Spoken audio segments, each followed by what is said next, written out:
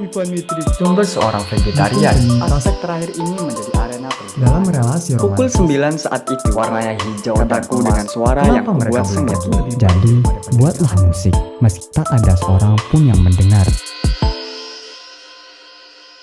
Feminis Islam, feminis Muslim, feminis sekuler, dan Islamis. Gerakan untuk emansipasi perempuan telah lama eksis di dalam masyarakat Islam dan selalu bertentangan dengan feminisme yang menyatakan bahwa feminisme sebagai proyek politik dan intelektual yang mengadvokasi kesetaraan gender dan akses perempuan ke kehidupan publik adalah produk Barat. Entry Wikipedia tentang feminisme Islam mengatakan bahwa ada perbedaan-perbedaan halus namun substansial yang perlu diperhatikan antara istilah feminis Islam, feminis Muslim, dan yang dianggap sebagai Islamis. Analisis saya mengikuti klasifikasi yang hampir sama, tetapi saya menambahkan kategori keempat. Banyak dari gelombang pertama feminis Muslim kontemporer yang menganggap feminisme sebagai gerakan universal melawan patriarki, menurut kontrol atas tubuh mereka sendiri dan hak untuk ekspresi seksual. Penulis Mesir Nawal El-Saadawi telah memiliki pengaruh besar pada gerakan perempuan secara global. Saadawi di usia muda menjalani proses mutilasi alat kelamin perempuan. Sebagai orang dewasa, ia telah menulis dan mengkritik praktik ini. Dia menyerang sistem kelas patriarkal universal yang dibangun di atas pengorbanan, perampasan, keringat, dan darah perempuan, dan berpendapat bahwa kita tidak dapat berbicara tentang ketidakadilan global tanpa berbicara tentang ketidaksetaraan antar negara, ketidaksetaraan antar kelas di setiap negara, dan ketidaksetaraan antar jenis kelamin. Semua tingkat ketidaksetaraan yang berbeda ini dihubungkan bersama dalam sistem kapitalis patriarki yang mengatur dunia saat ini. Perjalanan El-Saadawi membawanya dari praktik kedokteran ke tindakan kolektif dan perjuangan untuk kebebasan perempuan. El-Saadawi telah berpulang dalam jangka waktu yang panjang untuk kebebasan sosial dan intelektual perempuan, dan kemudian melihat bahwa penindasan perempuan harus dimasukkan ke dalam konteks sejarah dan politik global yang cakupannya lebih luas. Dia memandang feminisme Barat sebagai sering terlalu pribadi, ahistoris, dan apolitis.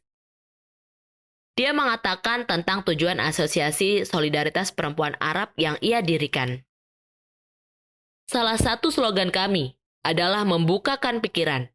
Kami berbicara dan menulis dalam bahasa Arab. Kami bergabung dengan semua perjuangan untuk pembebasan bagi diri kita sendiri dan negara kita. Kami mempelajari sejarah kami sendiri dan mencoba mendefinisikan kembali Islam dalam istilah intelektual. Kami mempertanyakan tradisi Islam yang didominasi oleh laki-laki. Identitas otentik perempuan Arab bukanlah jaket atau pakaian selubung atau kerudung. Itu adalah proses yang aktif dan terus berubah yang menuntut pembacaan ulang sejarah kita dan pembentukan kembali diri kita dan masyarakat kita dalam terang tantangan saat ini dan tujuan masa depan. Pada akhir abad ke-20, feminisme Islam berkembang, terutama karya-karya akademisi feminis diasporik dan peneliti berlatar belakang Muslim tinggal dan bekerja di Barat. Para feminis Islam berupaya berkontribusi terhadap pembangunan masyarakat sipil baru di seluruh dunia, berdasarkan hak asasi manusia dan nilai-nilai Al-Quran seperti demokrasi, keadilan sosial, kebebasan hati nurani, dan kesetaraan gender. Mereka berpendapat bahwa kondisi perempuan di seluruh masyarakat pra-Islam meningkat dengan adanya kedatangan Islam. Dan bahwa pada periode setelah kematian Nabi, perempuan adalah peserta aktif dalam semua tingkat urusan masyarakat. Muslim kemudian berpindah dari kode etik Al-Quran pada otonomi perempuan untuk mengadvokasi balik kepatuhan perempuan, keheningan, dan pengasingan. Ahmed berpendapat bahwa Islam pada awalnya membebaskan perempuan. Tetapi ketika berkembang, ia mengasimilasi norma-norma dominan keluarga patriarkal dan penaklukan perempuan yang khas Yudaisme, Kristen, dan Zoroastrianisme. Secara bertahap, ia menyerap kebiasaan dan nilai-nilai masyarakat yang ia taklukkan, mengasimilasi praktik jilbab, purdah, dan harem ke dalam korpus kehidupan dan pemikiran Islam. Dengan demikian, kekerasan yang diamati oleh para feminis Islam dalam masyarakat Islam terhadap perempuan merupakan hasil dari hilangnya hak-hak yang diberikan oleh Al-Quran. Mereka menantang dan menolak pandangan para ideolog Muslim yang menggunakan Islam secara legal untuk membenarkan sebuah praktik atau norma. Mereka menentang apa yang disebutkan dalam tradisi budaya dan suku Islam yang menindas perempuan. Tradisi yang mengaburkan perintah Al-Quran dan konsep patriarki, membenarkan kekerasan dalam rumah tangga, pernikahan paksa, dan pembunuhan demi kehormatan. Beberapa di antaranya sudah melangkah lebih maju, dengan menempatkan feminisme mereka dalam Islam dan mencari makna baru dalam teks-teks suci, yang menegaskan kembali supremasi wahyu Allah atas nilai-nilai sekuler dan mendefinisikan diri mereka sendiri terhadap budaya Barat.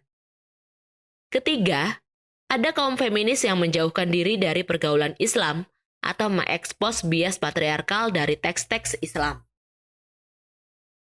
Para feminis ini mengeksplorasi kemungkinan dan adanya batasan feminisme Islam dan membantah upaya untuk mendorong Islam menjadi feminis di dalam masyarakat Islam sebagai satu-satunya proyek yang cocok secara budaya atau dapat diterapkan.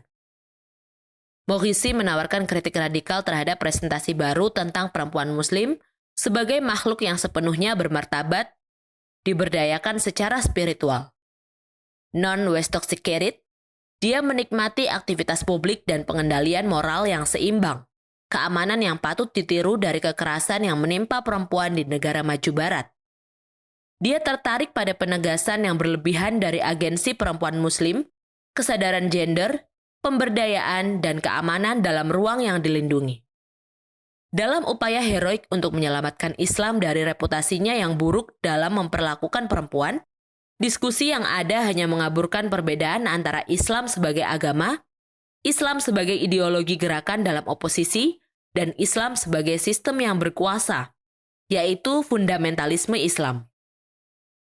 Morrissey juga mencatat bahwa beberapa sarjana bahkan telah menyerah pada rayuan intelektual kaum Islamis, mengubah pertahanan yang kuat, kekuatan politik, dan budaya. Morrissey berpendapat bahwa selama berabad-abad seksualitas dan perilaku moral perempuan telah menyibukkan laki-laki Muslim. Kebutuhan pria dan skrip yang ditulis telah membatasi kehidupan perempuan dan tingkat partisipasi mereka dalam urusan publik. Islam menyetujui kesenangan seksual, namun seksualitas dalam Islam tidak hanya sekedar cinta, hasrat, pemenuhan seksual, dan prokreasi, tetapi juga rasa malu, kurungan, dan kecemasan. Perempuan dianggap rentan terhadap kecurangan, dan ini sudah dilegitimasi di banyak wilayah dunia Islam lewat pengawasan keluarga, komunitas, dan negara. Para Islamis sendiri yang mengambil alih perwalian tentang kemurnian moral perempuan dalam masyarakat mereka. Akhirnya ada perempuan Islamis yang telah berpandangan bahwa Islam mempromosikan struktur patriarki dalam keluarga dan masyarakat, tetapi secara inheren tidak menindas perempuan. Kaum Islamis seringkali menganjurkan politik Islam, gagasan bahwa Al-Quran dan hadis mengamanatkan pemerintahan agama. Beberapa Islamis mengadvokasi hak-hak perempuan di ruang publik, tetapi tidak menantang ketidaksetaraan gender dalam ruang pribadi dan pribadi itu sendiri. Perempuan fundamentalis Islam juga memperjuangkan hak-hak yang diberikan oleh Islam dan mampu memobilisasi umat Islam dalam jumlah yang lebih besar daripada kaum liberal Muslim. Banyak orang yang menemukan identitas, ruang, dan bahkan kebebasan di dalam hak, dan menjadi sekutu atau pendukung gerakan revivalis seperti Ikhwanul Muslimin dan Jamaatil Islami. Dengan demikian, Zainab Al-Ghazali, seorang aktivis Mesir, mendirikan Asosiasi Perempuan Muslim untuk mengatur kegiatan perempuan sesuai dengan norma-norma Islam dan untuk tujuan Islam. Maryam Jamilah, penulis esai dan jurnalis, lahir di Margaret Marcus, adalah seorang perempuan Yahudi Ortodoks yang masuk Islam pada awal 1960-an. Jamilah berpendapat bahwa gerakan feminis sedang merevolusi seluruh struktur masyarakat, dan mengubah seluruh dasar hubungan manusia. Dia mengklaim bahwa masyarakat uniseksual yang diusulkan oleh kaum feminis, yaitu masyarakat yang tidak membuat perbedaan budaya atau sosial antara jenis kelamin, masyarakat tanpa pernikahan, rumah dan keluarga, di mana kerendahan hati, kesucian dan keibuan semuanya dihina, yang tidak mewakili kemajuan atau pembebasan, tetapi degradasi paling buruk. Hasilnya adalah anarki yang murni dan tidak tercemar, yaitu kebingungan dan kekacauan. Jamilah berargumen dari sudut pandang Islam, pertanyaan tentang kesetaraan laki-laki dan perempuan tidak ada artinya. Itu seperti membahas kesetaraan bunga mawar dan melati. Masing-masing memiliki wangi, warna, bentuk, dan keindahan sendiri. Pria dan perempuan tidak sama. Masing-masing memiliki fitur dan karakteristik tertentu. Perempuan tidak sama dengan pria. Tetapi tidak ada laki-laki yang setara dengan perempuan. Islam memandang peran mereka dalam masyarakat bukan sebagai pesaing, tetapi sebagai pelengkap. Pria Muslim itu memiliki hak-hak istimewa tertentu seperti otoritas sosial dan mobilitas yang dengannya ia harus melakukan banyak tugas berat. Perempuan Muslim juga memiliki hak istimewa tertentu. Pertama, dia bebas dari semua tanggung jawab ekonomi. Kedua, dia tidak harus mencari suami untuk dirinya sendiri. Dia tidak harus menampilkan pesonanya dan membuat 1001 rencana untuk menarik pasangan untuk masa depannya. Ketiga, ia bebas dari tanggung jawab militer dan politik. Sebagai imbalan atas hak-hak istimewa yang diterima perempuan, dia juga memiliki tanggung jawab tertentu yang mana yang paling penting, yaitu menjadi rumah untuk keluarganya dan membesarkan anak-anaknya dengan baik. Di rumah perempuan itu memerintah sebagai ratu dan seorang pria Muslim dalam arti tamu dari istrinya di rumah. Rumah dan struktur keluarga yang lebih besar di tempat dia tinggal adalah dunia milik perempuan Muslim. Terpisah dari itu, sama halnya seperti terputus dari dunianya atau bekerja setengah mati. Dia menemukan makna keberadaannya dalam struktur keluarga besar yang dibangun untuk memberikan kemungkinan maksimum untuk mewujudkan kebutuhan dasarnya dan memenuhi kebutuhannya sendiri. Oleh karena itu, syariah menggambarkan peran pria dan perempuan sesuai dengan sifat natural mereka, dengan memberikan pria hak istimewa dari otoritas dan gerakan sosial dan politik yang harus dia bayar dengan memikul tanggung jawab yang berat, dengan melindungi keluarganya dari semua kekuatan dan tekanan masyarakat, ekonomi, dan lainnya. Sekalipun dia seorang master di dunia dan juga sebagai kepala keluarganya sendiri, pria itu bertindak di rumahnya sebagai orang yang mematuhi aturan istrinya. Dalam dominan ini menunjukkan penghormatan terhadap istri. Melalui saling pengertian dan perwujudan tanggung jawab yang telah ditempatkan Allah pada bahu satu sama lain, pria dan perempuan Muslim mampu memenuhi kepribadian mereka dan menciptakan unit keluarga yang kokoh, yang merupakan struktur paling dasar dari masyarakat Muslim. Nabi Muhammad, teladan dan model murni. Orang Inggris yang kembali menjadi penerjemah Islam dan Al-Quran, Muhammad Marmaduke Pickthall, menegaskan bahwa kebenaran historis, yaitu Nabi Islam itu seorang feminis terhebat di dunia yang pernah dikenal. Nabi Muhammad diyakini membawa umat manusia ke final pesan kebebasan dan kesetaraan, menggantikan komunitas spiritual untuk mengelompokkan berdasarkan kekerabatan, ras, bangsa, atau jenis kelamin. Sahabiat atau sahabat perempuan Nabi dihormati selama masa hidup Muhammad sendiri, dan pengakuan serta pengaruh mereka diakui. Khadijah, istri Muhammad, dideskripsikan sebagai seorang ibu, lebih berharga bagi Muslim daripada ibu mereka sendiri. Istri Muhammad disebut ibu orang beriman, dan tunduk pada beberapa batasan khusus. Setelah kematiannya, misalnya, mereka tidak diizinkan untuk menikah lagi. Di akhir hidupnya, Nabi menikah dengan 9 istri, dan dia pernah berkata bahwa menikah adalah sunnah. Kimmel berkomentar bahwa seseorang yang dibesarkan dalam tradisi Kristen dengan cita-cita asketisnya tentang selibat Yesus dan penekannya pada monogami, tentu saja akan mengalami kesulitan mengakui bahwa seorang nabi sejati dapat saja menikah, bahkan poligami. Akan tetapi orang Muslim percaya bahwa Nabi memberikan contoh bagi komunitasnya dalam memperlakukan istri-istrinya. Nasr menyatakan bahwa pernikahan Nabi bukan melambangkan nafsu birahi, tetapi natur patriarkal dan fungsinya. Bukan sebagai orang suci yang menarik diri dari dunia, tetapi sebagai orang yang menguduskan kehidupan dunia dengan hidup di dalamnya dan menerimanya dengan tujuan yang mengintegrasikannya ke dalam tatanan realitas yang lebih tinggi.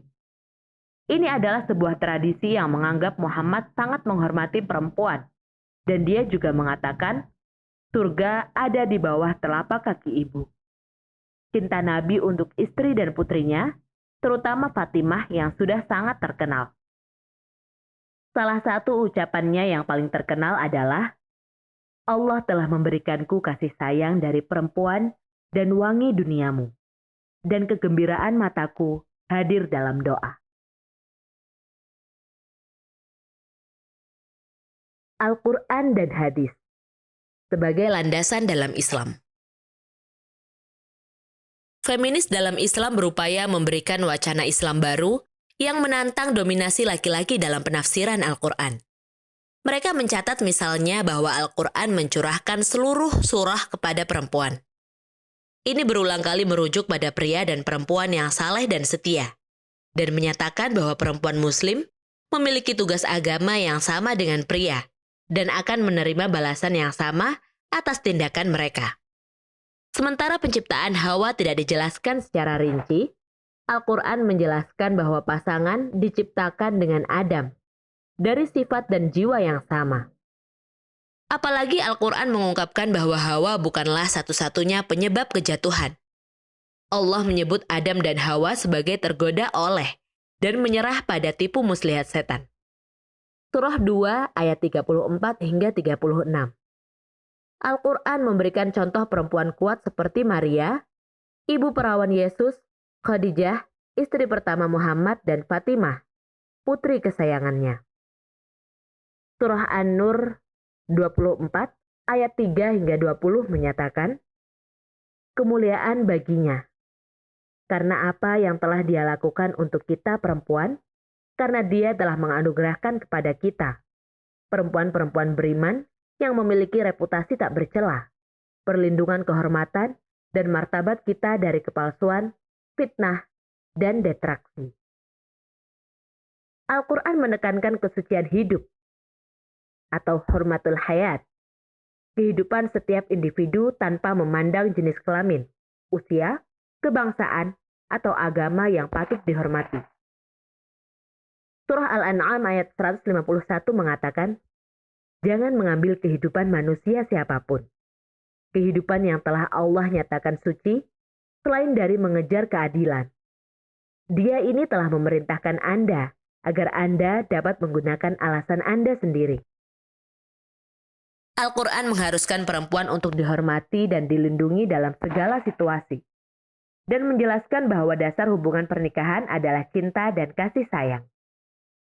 Surah Ar-Rum ayat 21, dan di antara keajaibannya, dia menciptakan bagi Anda pasangan dari kaummu sendiri, sehingga Anda dapat mengarah pada mereka. Dan dia menumbuhkan cinta dan kelembutan di antara kalian. Dalam hal inilah, lihatlah, ada pesan bagi orang-orang yang berpikir. Surah Al-Baqarah ayat 187. Mereka adalah penutup badan untukmu, dan kamu adalah penutup badan untuk mereka. Quran menolak dengan jelas tentang ide yang menyatakan bahwa perjaka memiliki tingkat kesucian tertinggi. Hal ini seperti merayakan seksualitas, meskipun hanya dalam pernikahan heteroseksual dan sebagai penerimaan atas kapasitas perempuan, haknya dan kenikmatan seksual. Marnisi menunjukkan bahwa Islam selalu memahami bahwa seksualitas perempuan aktif, sementara Kristen Barat mensosialisasikan perempuan untuk menerima kepasifan seksual. Sementara Al-Quran memiliki dorongan kenabian terhadap keadilan dan kasih sayang, khususnya perintah yang mencerminkan konteks historisnya. Seluruh ajaran yang bertentangan dan hadis mengandaikan otoritas laki-laki. Al-Quran menjadikan pria manajer untuk urusan perempuan. Monogami tetap menjadi kode moral untuk perempuan saja. Laki-laki diperbolehkan menikahi hingga 4 istri. Asalkan istri diperlakukan dengan keadilan yang sama dan juga secara sepihak menceraikan mereka. Mereka juga dapat memiliki budak dan selir. Ajaran Al-Quran membedakan antara pria dan perempuan dalam hal-hal yang berkaitan dengan pernikahan dengan non-muslim, masalah disiplin, kesaksian hukum, dan warisan. Kesaksian perempuan setengah dari kesaksian pria. Al-Quran Surat Al-Baqarah ayat 282. Pada pertanyaan tentang warisan, laki-laki diberi porsi yang sama dengan 2 perempuan. Kode berpakaian untuk perempuan lebih berat, meskipun interpretasi jilbab itu kontroversial. Beberapa ulama berpendapat bahwa perintah yang berhubungan dengan jilbab hanya berlaku untuk para ibu yang beriman. Sedangkan surah 33 ayat 55 yang berlaku untuk semua perempuan secara umum hanya menetapkan kerudung untuk menutupi dada dan kesopanan dalam berpakaian. Surah Ahzab ayat 33 juga mengatakan, "Wahai orang-orang yang beriman, janganlah memasuki kediaman Nabi untuk makan tanpa menunggu waktu yang tepat. Dan ketika Anda meminta sesuatu dari mereka, istri-istrinya apapun, mintalah mereka dari balik tirai. Itu lebih murni untuk hatimu dan hati mereka. Itu bukan untukmu, tapi untuk membuat jengkel para utusan Allah. Juga tidak boleh kamu menikahi istrinya setelah dia. Bahwa di mata Allah, tindakan itu sangatlah kejam." Ayat ini muncul untuk menginstruksikan laki-laki muslim tentang perilaku yang pantas terhadap istri-istri Nabi.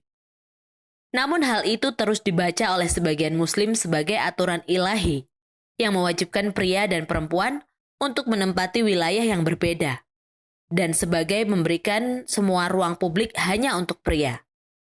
Debat juga melingkupi ayat 34 surah An-Nisa yang menyatakan bahwa suami memiliki hak untuk mendisiplinkan atau menghukum ringan istri mereka. Ketika kita beralih ke perintah syariah, kita menemukan bahwa hukuman terhadap perempuan sangat berat. Sementara beberapa hadis tidak jelas dalam menegaskan kesetaraan perempuan. Sedangkan yang lain menganggap perempuan lemah dan bodoh.